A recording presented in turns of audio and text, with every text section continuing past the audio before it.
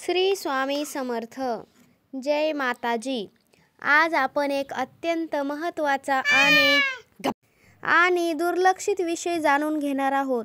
मार्गशीर्षात उपवास केला, पूजा केली, दिवा लावला, पण एक छोटी चूक संपूर्ण उपवास वाया घालवते. ती चूक म्हणजे नारळाचा चुकीचा वापर. होय, एक नारळ योग्य पद्धतीने न वापरल्यास घरात खूप अडचणी, वाईट ऊर्जा येऊ शकते. सुख समृद्धी आपली वाया जाऊ शकते. नारळाचे महत्त्व. हिंदू धर्मात नारळाला श्रीफळ असे म्हणतात. देवी देवतांमध्ये याला प्रथम स्थान. कोणतेही मंगल कार्य नारळाशिवाय केव्हाच सुरू होत नाही.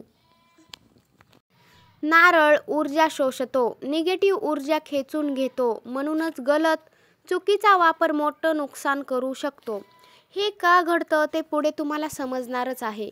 सर्वात मोठी चूक कोणती? फुटलेला नारळ देवाला केव्हाच अर्पण करायचा नाही.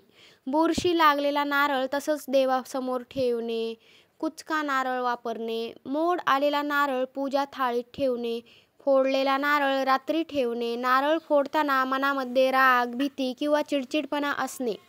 मार्गशीर्षाचा उपवासाचा केंद्रबिंदू आहे शुद्धता. नारळ शुद्ध नसेल तर उपवासाचे फळ अर्ध होतं. चुकीने कसे दरिद्रता येते?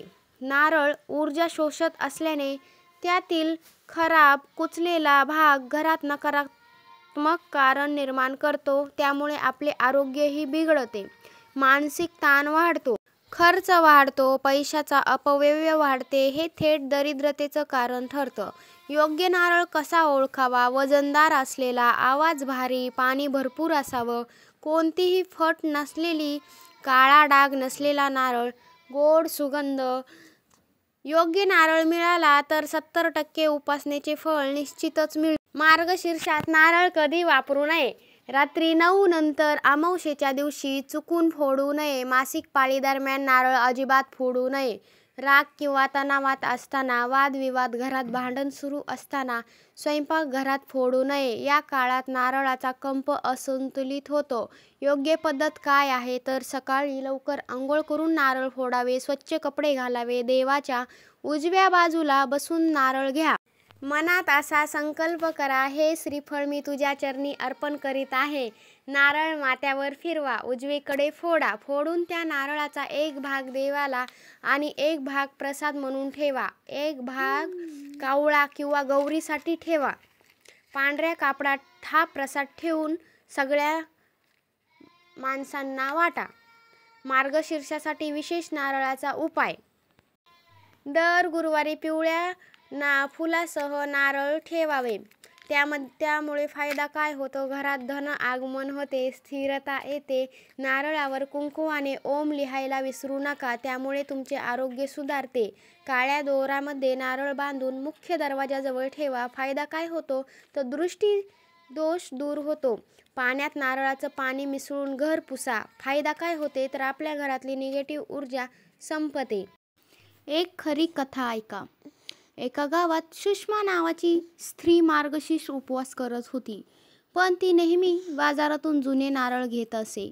ती बरीच पूजा करायची, पण फायदा काहीच होत नव्हता. एके दिवशी एका वृद्ध